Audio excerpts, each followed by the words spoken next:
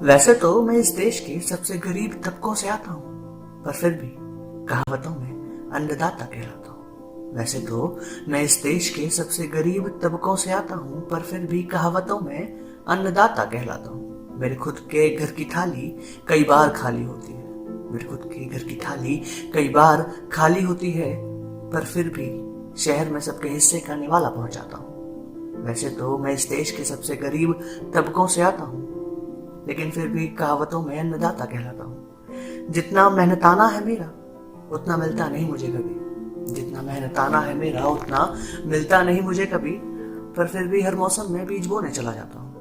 वैसे तो मैं इस देश के सबसे गरीब तबकों से आता हूँ, पर फिर भी कहावतों में अन्नदाता कहलाता हूँ। मेरे शरीर का एक एक हिस्सा डूबा है कर्ज में, मेरे शरीर का एक एक हिस्सा डूबा है कर्ज में, और कई बीमारियों से मैं खुद भी जूझ रहा हूँ।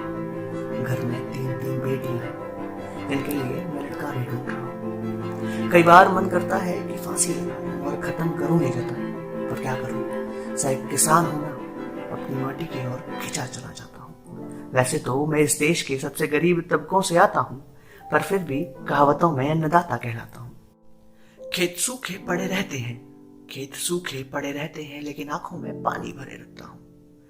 जितना दर्द मेरी आंखों में दिखता है उससे कहीं ज्यादा अपने सीने में दफन रखता हूँ। और ऐसा नहीं कि सरकार कुछ करती नहीं हमारे लिए, ऐसा नहीं कि सरकार कुछ करती नहीं हमारे लिए, पर उसका कहाँ ही भरपूर आनंद ले पाता हूँ। आज भी बारिश के सहारे ही चलते हैं घर हमारे, पानी की व्यवस्था अभी कहाँ ही कर पाता हूँ। और अपनी गरीबी के साथ भी अपने कर्तव्य के लिए, अपनी गरीबी के साथ भी अपने कर्तव्य के लिए जी जान लगाता हूँ। वैसे तो मैं अन्नदाता हूँ, पर फिर भी कई बार खुद ही अन्न के लिए तरस जाता हूँ। वैसे तो मैं इस देश के सबसे गरीब तबकों से आता हूँ, पर फिर भी कहावतों में अन्नदाता कहलाता हूँ, पर फिर भी कहावतों में अन्नदाता कहलाता हूँ। तो लास्ट में अभी रिसेंटली गवर्नमेंट ने जो बिल पास किए थे उस पर एडिटेशन जब हुआ तो फिर गवर्नमेंट ने ये बोला कि हमने बिल में ऐसा कहीं नहीं लिखा कि एमएसपी नहीं रहेगा। तो उस पर 2 लाइन लेता हूँ कि केवल लिखावटों पे चला जाए, केवल लिखावटों पे चला जाए इतना नादान नहीं, केवल लिखावटों पे चला जाए इतना नादान नहीं, वो किसान है, माटी देख के फसल बता